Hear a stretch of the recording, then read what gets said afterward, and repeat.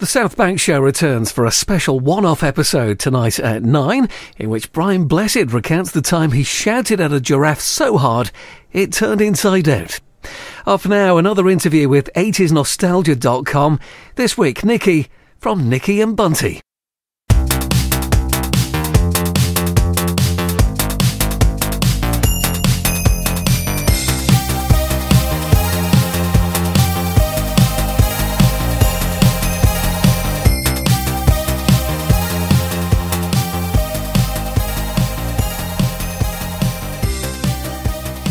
Well, I was absolutely obsessed. This kind of ties in with the cartoon stuff. I loved Inspector Gadget. Just absolutely adored Inspector Gadget because of Penny. And I wanted to be Penny. I just wanted the computer book. I wanted the watch. It's like, oh yes, that's who I want to be. And so I was obsessed with the digital watches you could buy in Argos. I don't know how many hours I would spend poring over the Argos catalogue going, yes, this watch does this, and this watch has this calculator built in. This watch has a game built in, and I want all of these. And I would save up and save and save and just buy. I must have had 10, 20 digital watches at one point. I was just absolutely obsessed because I wanted to be Penny from Inspector Gadgets. Would you say that you preferred cartoons to normal people TV, like with humans in? Yeah, probably. The news would come on at 6 and it would just be the most boring thing I'd ever seen.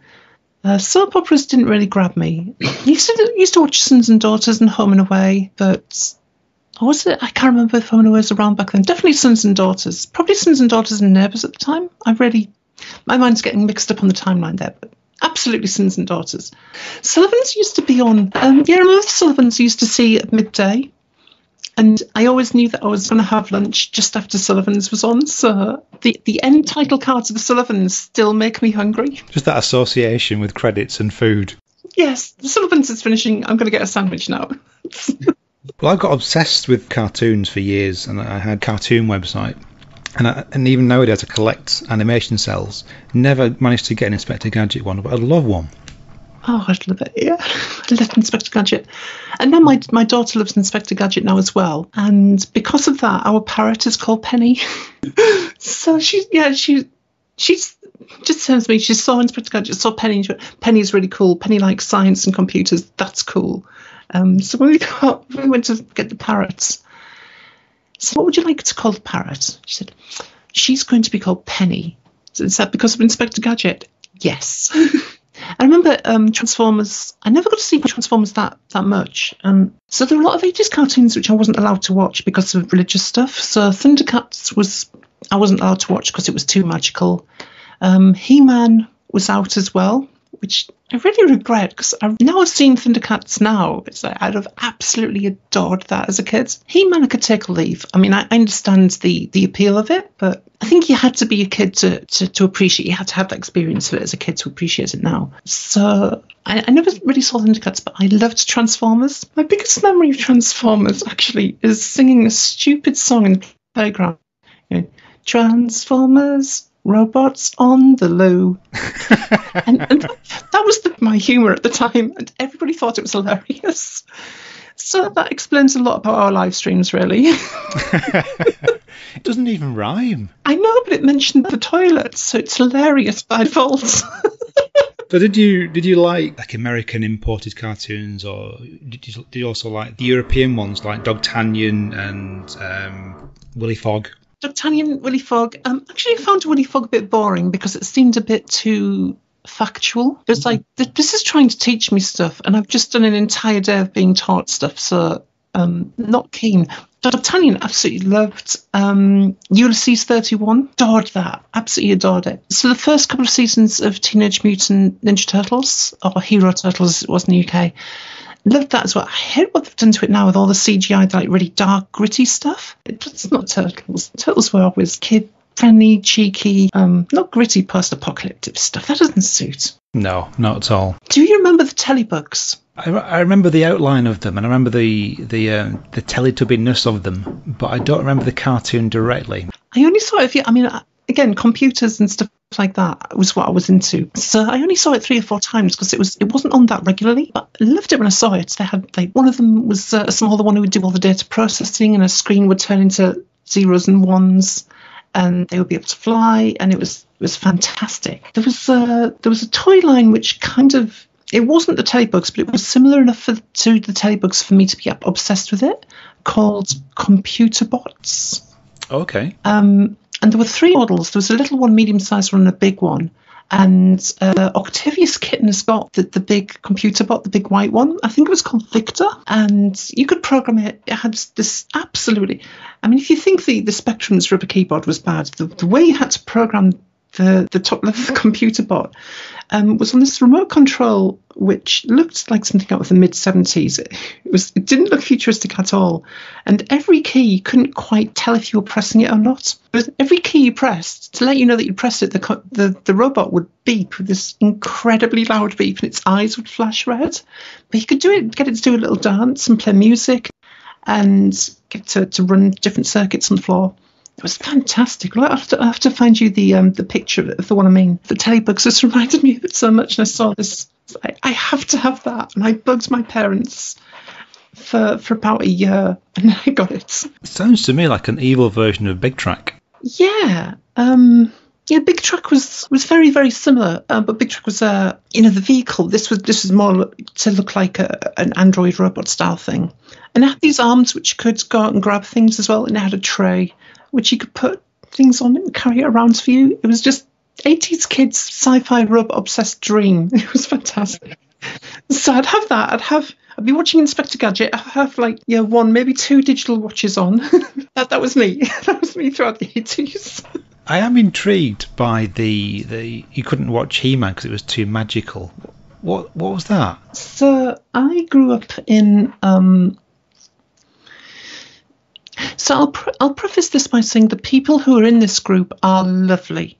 The majority of them are really fantastic, genuine, kind, warm-hearted people. But it is a cult, and their lives are being controlled by 8 to 9 people who live in New York and make all the rules for this group. And they're obsessed with the end of the world. Even now, they're obsessed with the end of the world. And every now and then especially like late 70s, early 80s, they would have talks about how wonderful it's going to be when all the people who aren't in this group are dead. And they would, one of the talks is actually on YouTube. You can go listen to it, and it's one of their leaders saying, "Imagine when everybody except us is dead. All the gays are dead. All the lesbians are dead." And there's me going, "Oh shit, I'm fucked." So you can't. They say magic's obviously not real, but even though it's not real, you can't have anything to do with it. Just keep on going, but if it's not real, then why can't I just watch a cartoon about it? I said, no, it's disrespectful to God. So He-Man was right out because he used magic to transform into He-Man. And there was a skeleton that was alive. That was magic as well. Thundercats as well, the sword, that was magic. Can't do that. And the Smurfs as well. And I have no idea what was wrong with the Smurfs. They're just people, and there's a wizard, but it's all good moral messages. But they were obsessed with the Smurfs for a few years in the early 80s. And there was this urban legend which went round the group. Because there's about 8 million of them worldwide. And these urban legends start up and they just travel around the group like wildfire. And one of the urban legends, which everyone would swear this actually happened in a hall in America somewhere, was a kid had bought a Smurf toy from a car boot sale. That was another thing they were obsessed with. Don't buy things from car boot sales because they might be possessed by demons. And if you bring them into your house, then the demons can affect you. So be careful where you buy from. And this kid had bought a Smurf toy from a car boot sale. And the story was that the doll came alive during one of their meetings and started to run up and down the hall. And they had to pray to God to exorcise the demon from this doll. And then when I came out of the group and started talking to other people who'd come out of the group from all around the world, they said, yeah, we heard exactly the same story. And so that's why I wasn't allowed to watch Smurfs or have anything to do with them, because demons would possess me. And that was a great thing to grow up with. So I'd love to watch them, but I wasn't allowed. Do you know what? I'm a bit lost for words. Yeah.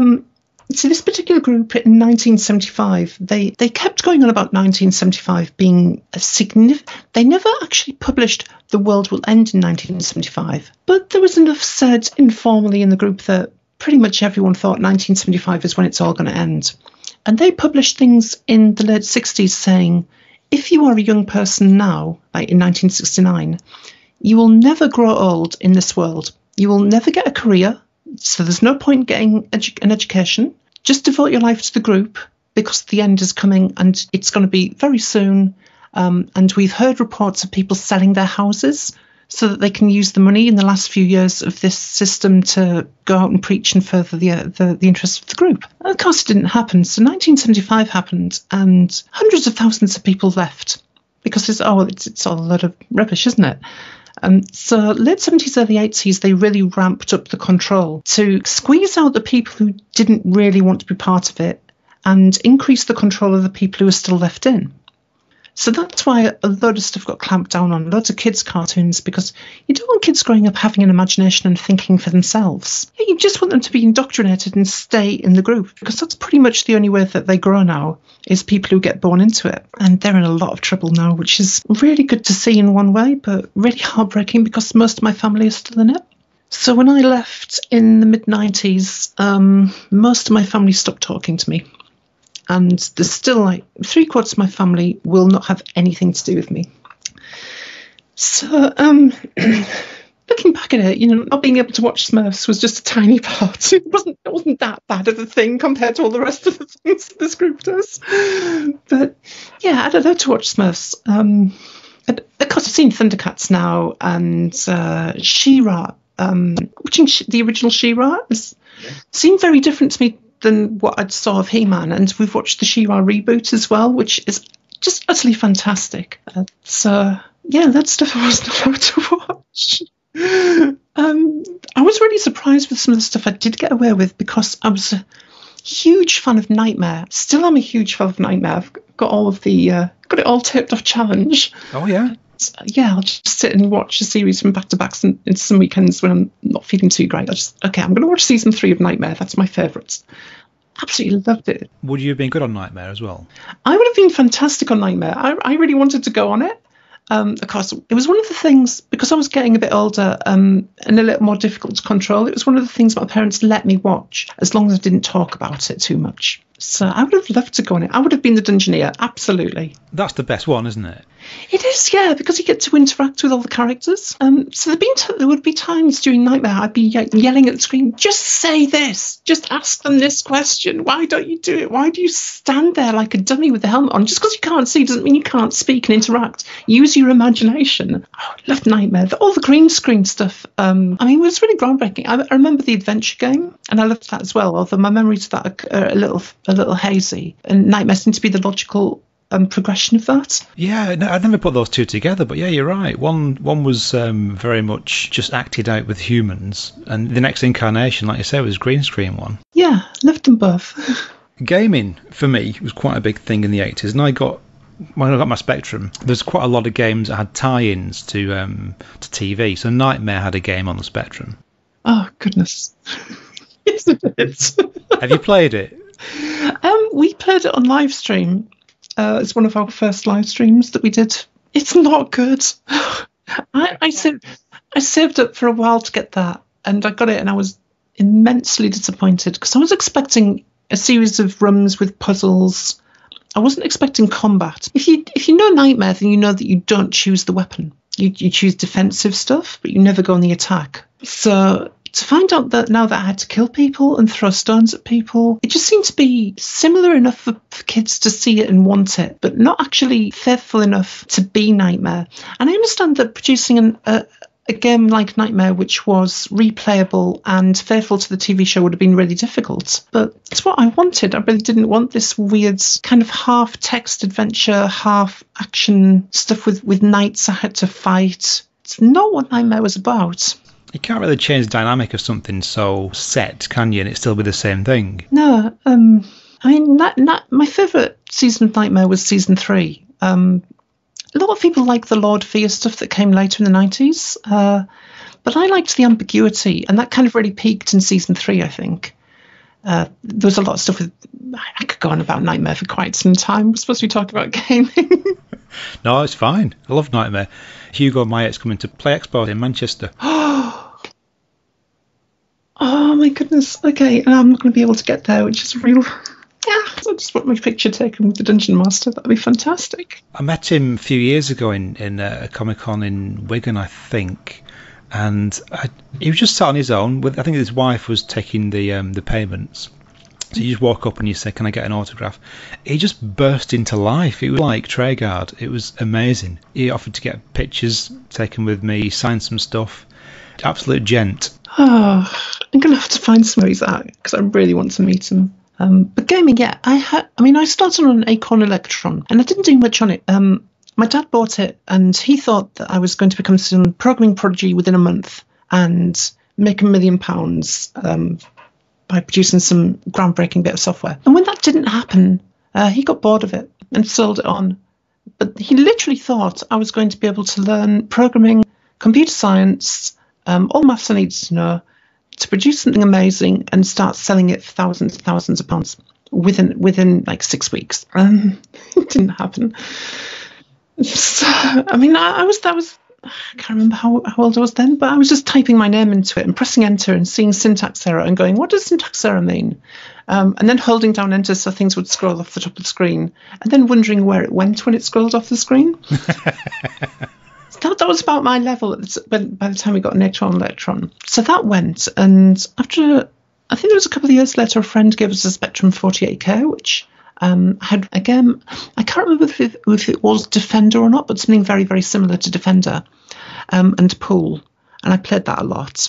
But I had no reference books, I had no material to learn anything on it, apart from typing loads, quote, quote, pressing enter and pressing play on the tape. That was my level. And so that got passed on to people because my parents thought I was becoming addicted and so got rid of it.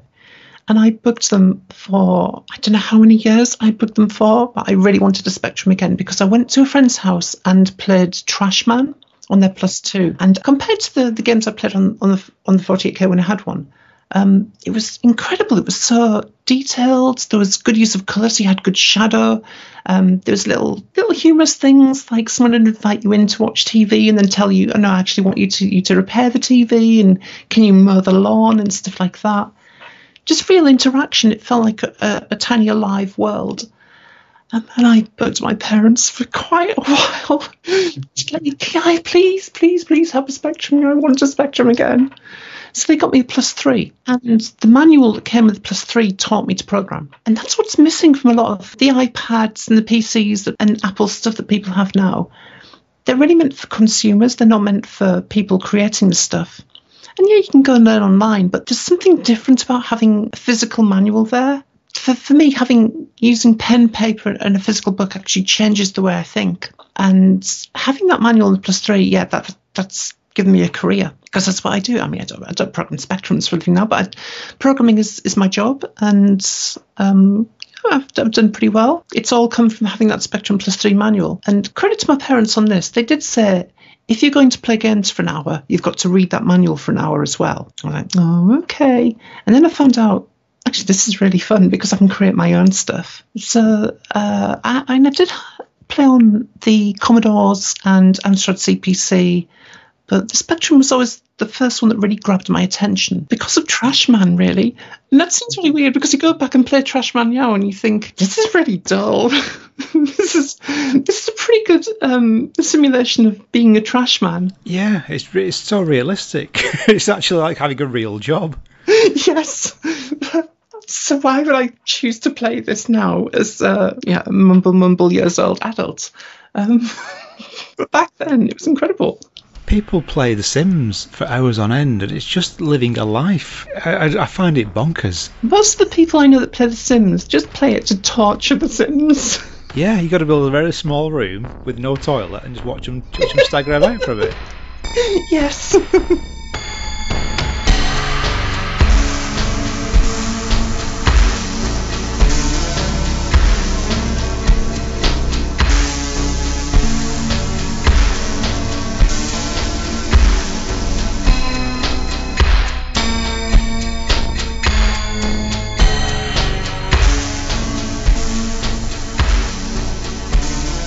So when you got into programming, how advanced did you get? Because something that people don't realise is when you got a computer in the 80s and you turned it on, you got a blank screen. Nowadays you get like a full colour graphic interface. You can do stuff with it. But 80s computers, you turn them on, you just get a copyright message if that. Yeah. How did you get into? What did you make? What did you program? So I learned BASIC, and then I got a series of machines which taught me machine code as well. So I actually had some pretty advanced 2D shoot 'em up games, which I created for me and my sister. And the most advanced one I did was there were two basically triangles on the screen, but isosceles triangles, so you could tell which way they were pointing. And one person would be on joystick and one person would be on keyboard, and you flew them around the screen and shot at each other, and it kept track of who'd got the highest score and who'd killed who the most times. So that was about the most advanced I got on the Spectrum. I remember being really confused by the layout of video RAM. It's like I would write a line and then I'd go to the next line, but it would appear a huge chunk down, if I'm remembering that correctly. It's been a long time. But yeah, I did get into machine code. I did do some simple vector graphics, flying around the screen, shooting at each other. And from then I went on to, I got the PC, and it was a 386SX that I got. And I learned C and Pascal, got into Delphi, did some assembly programming, but not too much. Because I learned C and I could do low-level stuff if I wanted, so I kind of left assembly behind. And now I do, oh goodness, I've moved on to JavaScript. JavaScript is my life now. So, but I do tend to find I can go, because of what I learned on the Spectrum, if there's low-level stuff needed, I can go back to that, because that was what started me off. I'm really, really looking forward to the Spectrum Next, getting one of those. I was at the Play Expo in Blackpool and saw this game running, and there was like a Spectrum 128K case, and I saw the game running on it. I thought, what on earth? Because there's no attribute clash. The scrolling's really smooth. The sound's really good. I mean, the AY chip I think was really good anyway. So I went and sat down and I just got completely engrossed in it. And I was 8 again. So much so that I walked away and left my bag and my purse on the desk and just totally wandered off, just like, I'm going to get a Spectrum Next and I'm going to teach my daughter to program just like I learned to program. And then went to buy some food and realised I'd left all of my money at the desk because I was so engrossed in the Spectrum Next. I think the game that they had on the Spectrum Next that I saw at Blackpool was Baggers in Space, Jim Bagley. Yes. And you're right, it was such a good game. I don't know if it was a test version, whether that's the final release, but Spectrum Next has got 9-channel sound, I think, which is awesome. It just looks like an Atari ST game. Yeah, it did. Yeah, I was so impressed. Because when I kind of got to the limits of what I wanted to do with the Plus 3, I was like, I really want to do some more graphical stuff, some more intense stuff, and I haven't got hardware sprites. I can't do the graphics that I want to do because of attribute clash. So the Spectrum Next that's what I wanted a Spectrum Plus 4 to be back then. So absolutely getting one when they're doing a next round. What was your first whoa moment when you had a computer in the 80s? Did you see anything that first took your breath away? Yeah, Starglider. Oh, okay, on the Spectrum. Yes, so Starglider is probably one of my favourite games of all time. Any time on our YouTube channel I mention Starglider, people go, oh god, she's going on about Starglider again. But yeah, because I've been used to 2D games, I hadn't really seen like 3D Monster Maze on the Spectrum. But then to see something wireframe 3D graphics running that smoothly on the Spectrum with sound and the theme music which played on the title screen, that was that. I want to do electronic music now. It's absolutely incredible. That really blew me away. And then the digitized speech as well.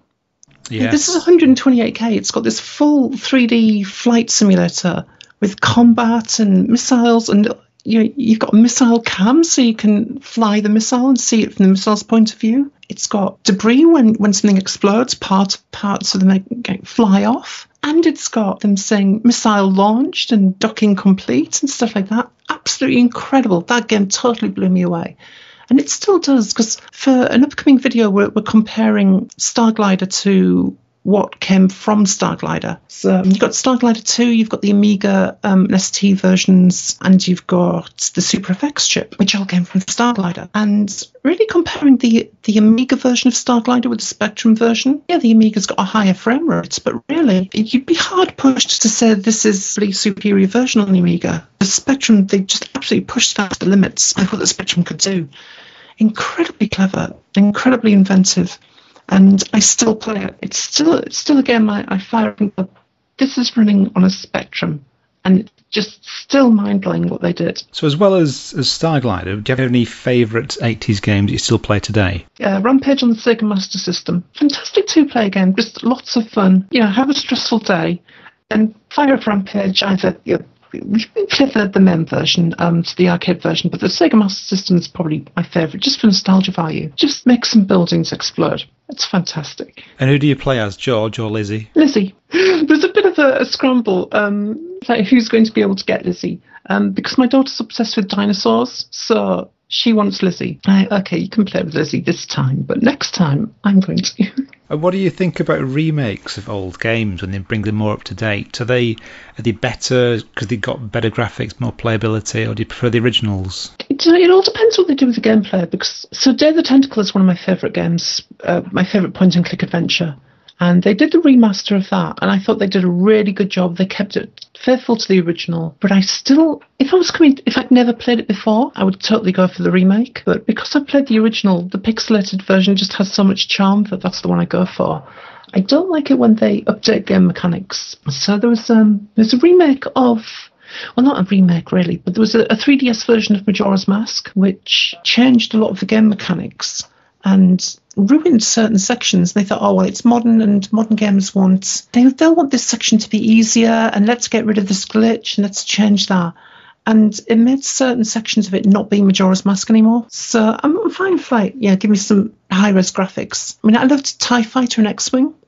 So when they came out with the TIE Fighter Special Edition, and it was super VGA resolution, everything super sharp, fantastic, because it was exactly the same game underneath. But I did see a remake of Back to School. Yeah. There's an iOS version, isn't there? Yeah, and because there were so many different versions of that, people trying to remake it. I'm not sure if I'm remembering the right one, but it had what looks more like cartoon graphics, and it didn't really fit. Part of the charm of that, I was going about charm with the Spectrum because there were so many hardware limitations. It did have a certain charm that the machines, more capable machines, did more polished things, whereas the Spectrum was more rough and ready, and that was part of the charm for me. So seeing Back to School with full proper sprites just didn't feel right anymore. It felt too smooth, and Back to School always felt clunky, and that was part of what made it feel good. You could tell it was done on a Spectrum. You could tell it was monochrome graphics. I think the lack of detail meant that you invested more into it because your mind would kind of piece together things that there wasn't detail for. So all these school kids could be your friends, but as soon as you add that detail to them, you recognise them as not being the people that you thought they were. That's the best way I've ever heard it put across. Yeah, absolutely right. Because I do some pixel art myself. So the logo for the Nikki and Bunty channel I did, and I drew some pixel art of an Australian comedy trio that we're fans of. And I had to draw one of them holding a coffee cup, and the coffee cup was 3x3 pixels. And I spent about an hour thinking, how on earth am I going to make this recognisable as a coffee cup in 3x3 pixels with 32 colours? And I did it. And everyone looks at it and goes, yes, that's a coffee cup. Because there's just enough there to suggest the detail, and then your mind fills it in. So yeah, just on Spectrum Back to School, the SWAT was always a guy from school called Stephen. And when I look at the SWAT, I said, yeah, that is Stephen. That's absolutely Stephen. It is everyone's SWAT, isn't it? But in the remake, it wasn't. He was his own character defined by the people who drew that character, and I couldn't fill in the detail anymore. What's your use on emulators? Do you prefer emulators or do you prefer original systems? I prefer original systems, especially for sound, because emulators are never 100% for sound. We've got some Spectrum emulators which are pretty good for doing the OY chip, but it's never 100%. If I was able to, I'd use original systems, but because I was 97, I was made homeless, so I lost all of my collection. But I plan to start getting that back, because the new PC has a capture card, so I can plug all the original hardware into the PC and capture it. But I'm not a snob about it. I'm not one of these people who says, no, it has to be original or it's not good enough. So if all you've got is emulators fine. You can still get the experience of playing. For ultimate nostalgia, yeah, if you can do original systems, then do it. The one thing I've found a bit frustrating is that you can't plug old systems into new TVs. And I don't have a room to buy a massive old TV at the minute. Oh, well, yeah, I mean, the ultimate is getting an old CRT again. But we've got a box which takes the old video outputs and converts them into SCART. And then the SCART goes to HDMI, and then the capture card to HDMI. So it's possible, but you don't get the scan lines. I love scan lines. I can't remember which podcast it was. I think it was a Retro podcast. They were talking about how the fuzziness on the TV made the games more playable, because they linked the Spectrum up to a HD TV, and because the pixels were so sharp and defined, it lost that nostalginess to it. You could tell whether you were going to make certain jumps, or you could tell when bullets hit. But with old TV, because they were a bit blurry, and it added to it the fact that the level of detail wasn't there. Same as the back to school things, the level of detail isn't there, and it adds more to it rather than takes more away.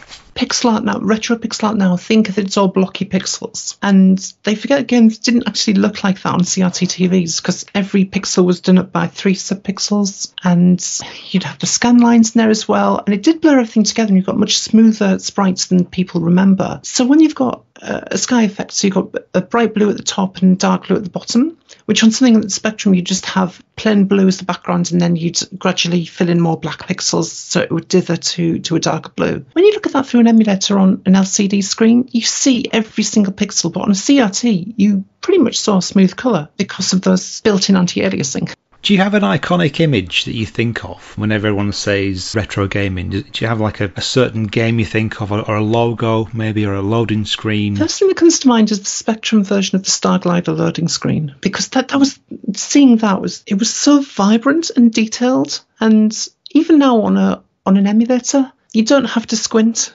to see all the detail in it. You kind of like emulate a CRT with your eyes half closed. It's just incredible. And looking closer, you can see how clever the image is, how they're using the Spectrum's capabilities absolutely to its full. And just the image itself of the spaceship bursting through the screen, that's the iconic thing. That really defines what the Spectrum was capable of doing in that era for me. And where have you found the best places to play games are nowadays? Do you go to many conventions? Do you go to arcades? These days, it's difficult to get out when you've got a 7-year-old, to be honest. But we went to Play Expo in Blackpool, which is fantastic. We generally don't go to arcades because they seem to be dying. I mean, there's nothing around here. It's not like in the 80s, 90s where you could just go and there'd be rows and rows and rows of arcade machines. You just go with your 10p and play for hours. It seems to be much more, you play for tickets and you play for prizes. There's a Hollywood Bowl here which has an arcade, and it has a Jurassic Park game, and it has a 4-player Super Mario Kart thing, but it's like £1 a credit. So yes, things cost more than they used to. Let's all be old and shout at that. And it really is to win tickets to go and exchange for prizes now. It's become more of a funfair attraction style thing rather than a gaming thing. Probably because now it's easy to take money that way. Arcades were kind of niche back in the day. You know, video games were all, oh, that's nerdy and who wants to play that, and that's sad, playing video games. And now it's become more mainstream. The fact they've turned it into a more mainstream thing to get people putting their pound coins in. And that's kind of sad.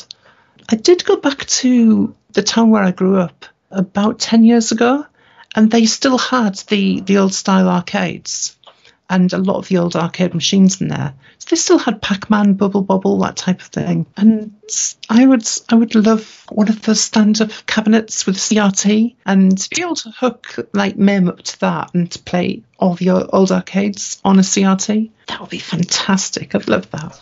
I wouldn't mind getting an arcade machine, but I wouldn't want to MAME one, I don't think. I'd want just a standalone machine with one game on it. Because as soon as you give me a lot of choice, I don't tend to focus on it. I wouldn't want to have that option of picking one of 2,000 games to play. I just want a Pac-Man machine, or a Kung Fu Master machine, or a mapping machine. I totally get that, yeah. Because if you've got 2,000 games just there, it kind of devalues them. You've got so much choice, and I'll play 30 seconds of this one, then switch over to the next one. So what game would you choose? I'd get Mappy. I've become a bit obsessed with Mappy over the last few weeks or so. I've always liked it, but it's just one of those games that I thought I was doing okay on it. So I had a look online to see whether my score was comparable to people that were actually good at it, and I found out I was really, really bad. So I watched a YouTube video of someone getting the highest score, and this video was about an hour and a half long, and I'm playing for about 20 minutes at a time. They were getting more on level 1 than I was getting in the first 4 levels. So I watched that, and I learned their tactics, and now I'm quite good at Mappy. I'm nowhere near comparable to people getting the highest scores, but it's one of those games I really enjoy. You know what? I've never played it. I'm gonna have to try it out. You play as a mouse, Mm-hmm. and you get chased by cats, and you bounce on little trampolines and collect bits of stolen goods. Maybe not the best description of it, but it's such a good game. I think if I had to choose, it would be Donkey Kong. Oh yeah, okay. Yeah, there's just something absolutely classic about it. And I get like when I watched King of Kong to see how much skill there is to get into being one of the top players. It's probably something I would get quite obsessed with if I didn't have 2,000 other games all there saying, yeah, go and play us too. But yeah, my daughter played Donkey Kong at Blackpool Play Expo, and we had to drag her away from it. And the best thing about it is these old games, that were the really good ones anyway, is when you messed up, you knew it was your fault. And Donkey Kong especially, when you died, you knew, yes, I could have done that better. And that kept me going back, and that kept her going back as well. It's like, no, I can do it this time. I know exactly what I've got to do. That's missing from a lot of modern games. I find that are based on these pre-done engines. They all feel the same, and because they're all just cookie cutter stuff that people put stuff on top, the controls are never that tight, and the game messes up a lot, and you end up blaming the game. But you get something with a really good retro aesthetic in terms of control and gameplay, like Cuphead. And there was only one or two sections of Cuphead I thought, right, that is the game. That is the game being unfair. And it's not my fault that I died. Well, it was incredibly difficult, but it did keep me going back because it had that aesthetic of, yes, that was your fault that you died, and you can do it better the next time. And I have to explain to my daughter, yes, old games are very, very difficult, but they were only short because the machines couldn't remember a lot. So they were designed to be very difficult, but to let you get really, really good at them. And her playing stuff like Pac-Man, Bubble Bobble, Donkey Kong, I noticed when she started playing those type of games, her tenacity and the amount of times she would go back and try again at things went through the roof, and it changed how she played games. My mum's, I don't think she played a video game until she was in her 50s, and she sat and watched me one day playing Street Fighter 2 on the SNES, and I got to M. Bison, and I just got obliterated every single time. But I knew that I could do it. I knew if I practiced enough, I could get good enough to beat him. And after about 20 minutes, she got up and left the room, and she just said, I don't know why you're still trying that. Because I'm getting better at it, and it's a skill, and it's tenacity, and that's a huge life skill. One question that I ask everyone is, which one is best, the Spectrum or the Commodore? Now, before you answer, some people have mistakenly said Commodore in the past, and obviously they're in the wrong. Yes. But I just want to make sure that that's clear before we ask the question. So if you had to pick of your own free will, which would be the better, the Spectrum or the Commodore?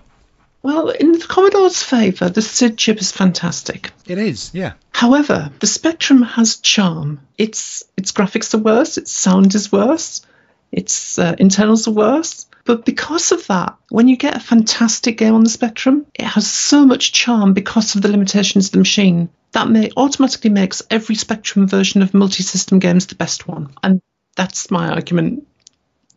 Every time Ginny Vision posts a video like, oh, we compare this game across 5 systems, that's my idea. The Spectrum version is the best because it has charm. And same question, but for Atari ST and Amiga. Just because most of my friends had Amigas, I'm going to say Amiga.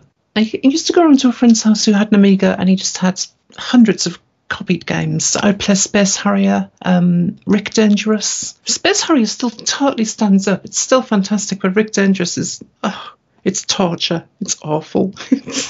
But back then, it it looked incredible. These huge, chunky graphics that moved really smoothly, digitized sound and all that. So, I would go for Amiga just because of the amount of people I knew that had one, and that was what I knew at the time.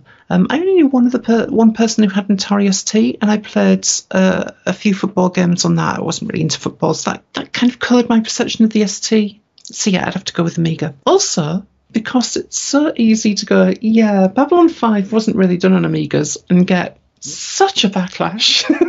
I'll tell you something, my claim to fame, I mean, you know Digitizer. There was a letter written to Digitizer.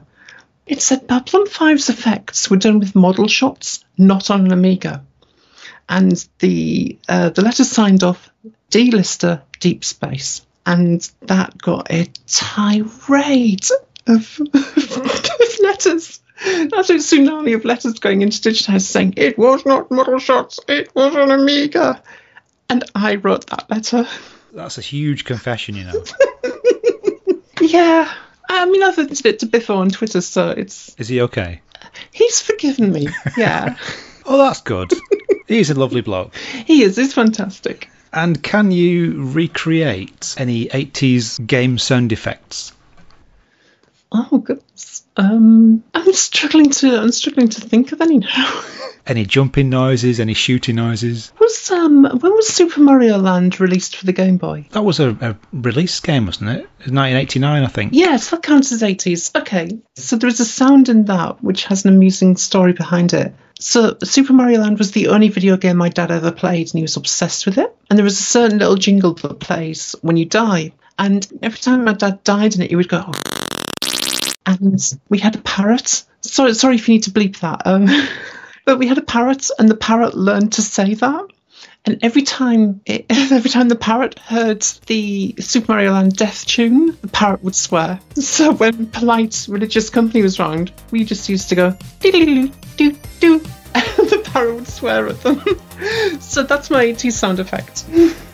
Now, where else can we see you online? So Twitter, we are Nikki and Bunty, it's Nikki and Bunty, Bunty. Same on YouTube and nickyandbunty.com. We talk utter drivel on Twitter, and we do regular live streams and videos on YouTube.